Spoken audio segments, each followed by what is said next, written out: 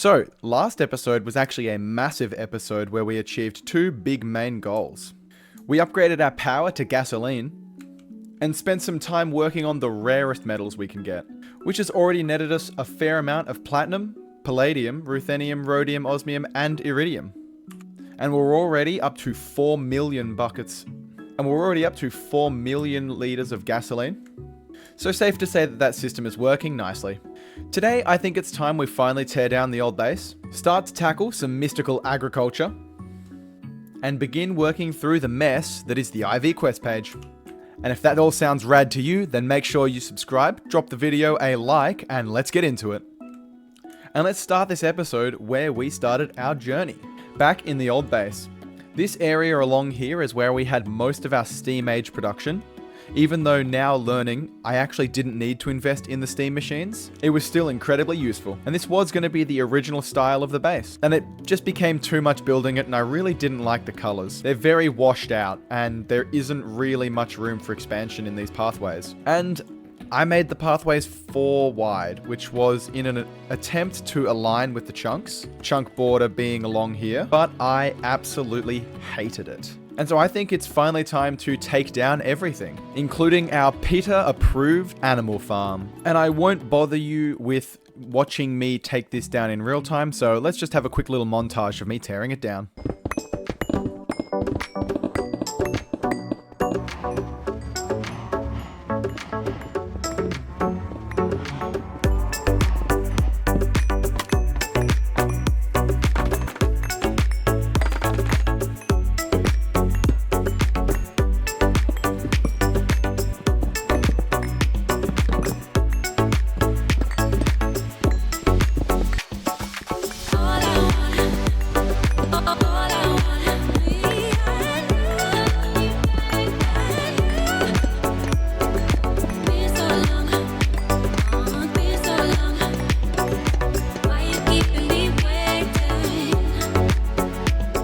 And there we are, all gone.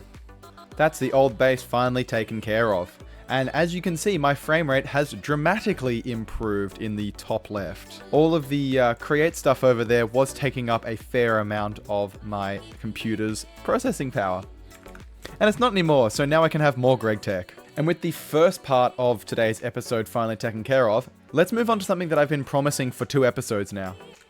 I think it's finally time we tackle mystical agriculture. And my god, is it a mess. It might seem very complicated, and I think it kind of is. It's a bit confusing through here, but hopefully through today's episode, I can help you understand what this all means. But let me be totally honest with you here. Most of this is entirely useless. As much as I want to say that maybe getting platinum essence would be awesome, you don't have to go through the platinum processing, you do actually. When you make a platinum essence, you don't get the platinum products, you get raw sheldonite.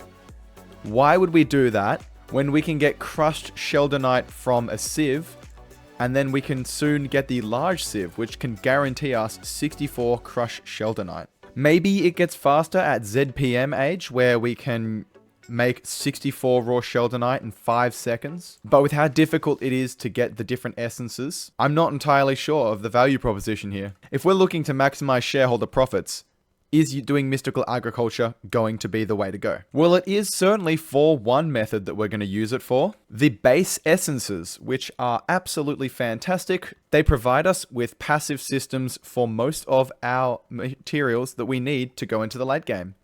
Air essence is going to be the first one we automate. And effectively the process is, we take inferium essence, which is a mixture of glowstone, beryllium, and phosphorus. Once we get one inferium essence, we can throw it through the essence replicator, and we'll probably run this at EV, so every 15 seconds we have a chance at getting inferium. Then we'll centrifuge inferium essence to get our air, earth, water, and fire essence. Air essence we can then compress into seeds, and then seeds we get to run in a greenhouse to get a chance at air essence. And then we can burn in an essence burner the air essence to get regular air, nether air, and ender air. And there are obviously other ways of getting nether air. There is the nether agglomeratio and air recipe. You can also gas collect in the nether, but I think this is actually the simplest way of going about it. We do need an EV essence burner, but other than that, we can then start to put that through the vacuum freezer, and then we can start to distill out carbon monoxide, coal gas, hydrogen sulfide, sulfur dioxide, helium-3, and neon, as well as some ashes. The only thing we really want out of nether air for this time is coal gas. Coal gas can be distilled into coal tar, ammonia, ethyl benzene, and carbon dioxide, and coal tar can be distilled again into naphthalene, hydrogen sulfide, creosote, and phenol. We want phenol and we want naphthalene. I guess neon gas is also used in the end game blast furnaces, which these are recipes that I've never seen before in my life. But the big one that we want in the moment is liquid ender air, and liquid ender air is fantastic because it gets us lots of nitrogen dioxide, which is used for our nitric acid. Deuterium and tritium are used to make initial plasma power, which we'll probably be using again this series. Helium gas is for blast furnaces. Krypton, xenon, also blast furnaces, and radon. And radon is used to make our nether stars, our quantum eyes, and our quantum stars, as well as qubit wafers, and eventually some other fusion products, mostly geranium. And we'll also be getting our regular air, which we can then use to freeze to liquid air and then get nitrogen, oxygen, carbon dioxide, helium, and argon. Effectively, we're just doing more distillation setups. I'm really hoping we don't have any more, but I know there are a few coming up. So let's start setting the recipes for all of that. The first thing we want to do is make inferium essence. We know how to get beryllium, we know how to get phosphorus. I think we have to teach the system liquid glowstone. Or not. I think we can already do that. Oh, we can. Very handy. So we can already start to make inferium essence. And that needs to be in an MV or above mixer. We'll just put it in the processor for the extreme voltage mixer, just so it can be fast. And then let's request some. There we go. We have now begun mystical agriculture. So now we need to replicate it. And the replication seems to be done in the essence replicator controller, which looks like this. So that means we actually need to build an area for mystical agriculture. And as a quick little refresh, this is what the base looks like. We have ore processing and sieving down the far end. In the middle is our power production. Along the two corridors are passive processes and auto crafting. And then we have multi-block auto crafting near the bottom and our oil distillation across on the top right. So where are we going to build mystical agriculture? Well, I'm thinking we might be able to expand down south across out into the void from our main circle. And then we can branch out more different pathways for the different tiers of production. We do also need the essence enchanter controller. What a weird way of saying that. And this genuinely just upgrades our essences for free. So if we do go down the path of mystical agriculture a little bit further, it will be done there. I also think that another branch will be necessary for some more passive processes. Since in this episode, it is likely that we'll start to get epoxy and our air distillation setups. Maybe we'll be doing that in this side as well. So let's just start building it. So here we are before our big build.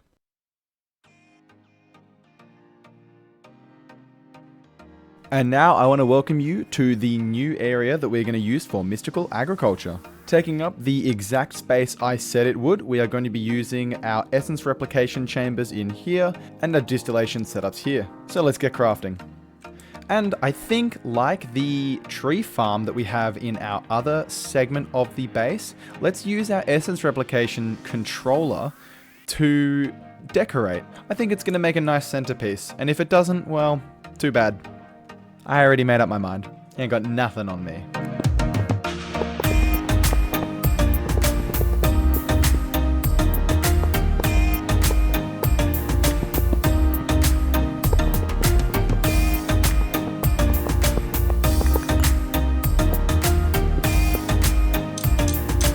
Right, so our controller is now built. Let's get it started and stockpiling up some essence. So all we have to do is put in one inferium essence, and every 31 seconds we should get an 87% chance at an essence.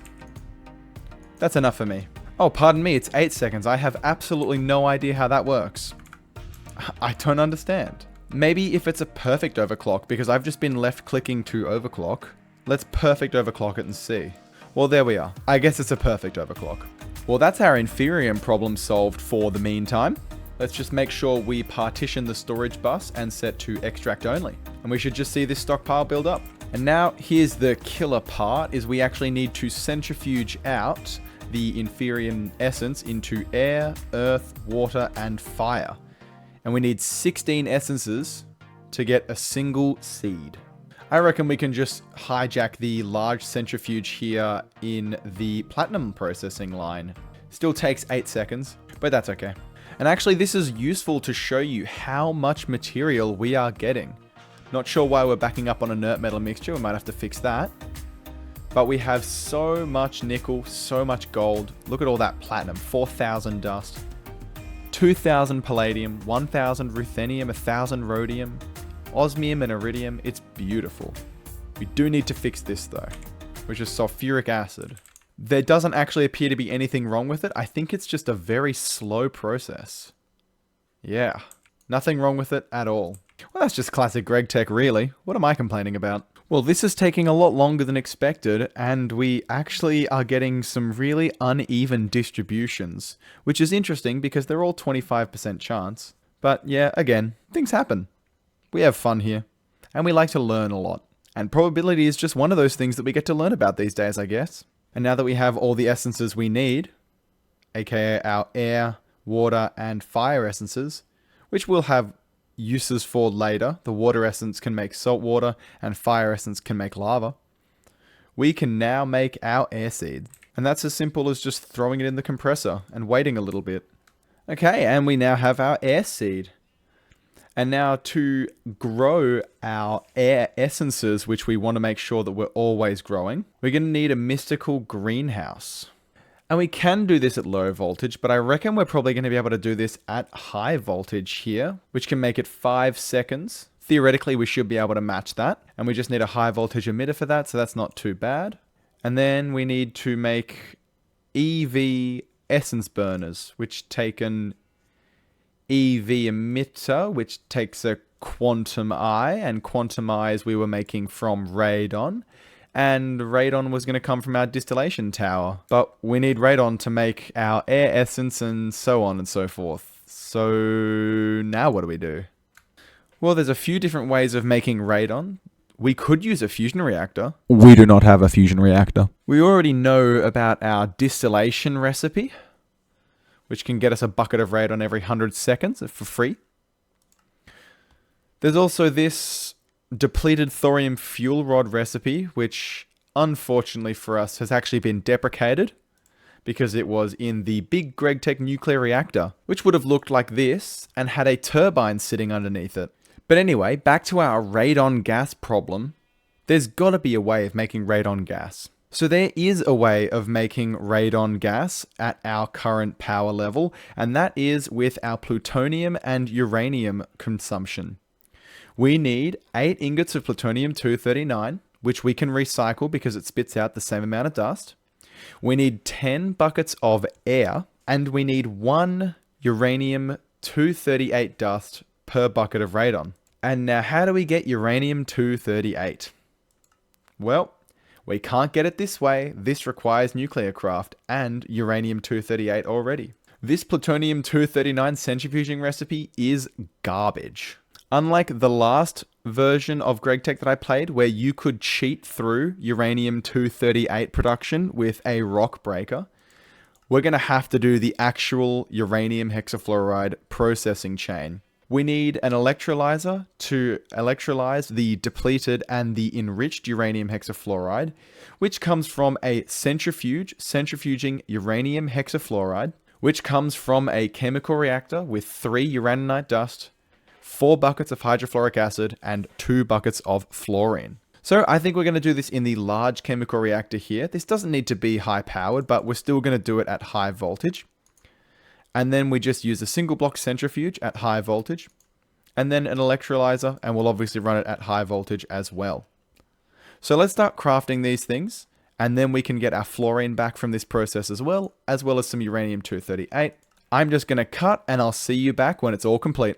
And here we are with a working uranium refinement setup. It's not on right now because we're actually out of hydrogen and fluorine. It turns out when you run the base at maximum and just constantly produce acids and plastics, you run out of stuff. But either way, here we are.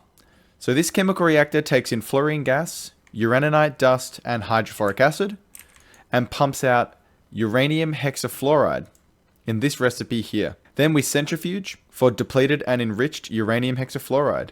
And this is where we have a little bit of magic going on. We actually have a fluid regulator with supply exact of 1 bucket of each, since the recipe to electrolyze requires 1 full bucket. We then get depleted uranium hexafluoride or enriched, and then we electrolyze that and we can turn that on here.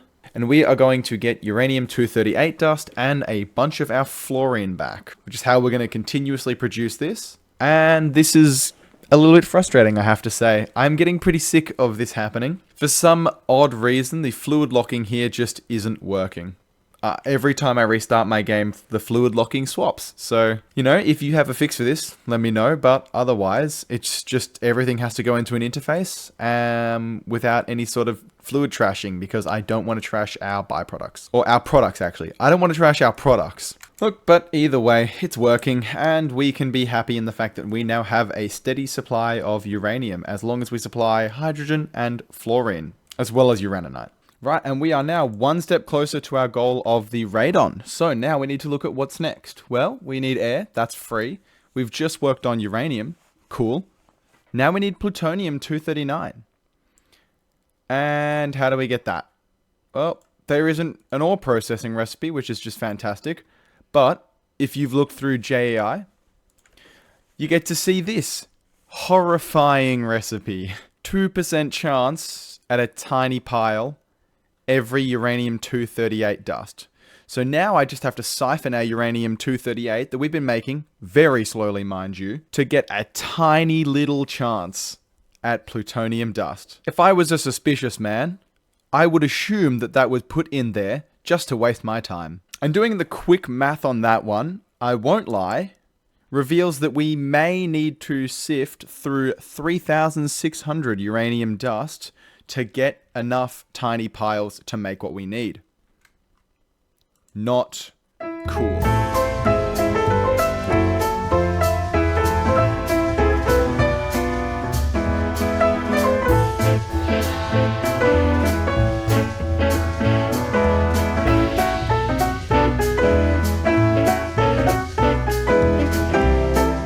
It has taken a shockingly long amount of time to get this amount of plutonium, and it has gone through so much uranium. At 10 seconds per recipe, I just had to leave this running overnight. It was irritating. But we have our plutonium now, and we have our chemical reactor ready to make the radon. We've got a super tank for radon. Let's connect up these ME cables and get it working. Plutonium's been imported, and now let's set the filter for our 238. And there we are, 200 seconds for some radon. Now luckily this process is mostly passive other than the uranium input, so all we need to do is keep our uranium production going and we'll have enough to make infinite radon. And if not infinite, a damn good amount. And isn't she beautiful? 4 buckets of radon already.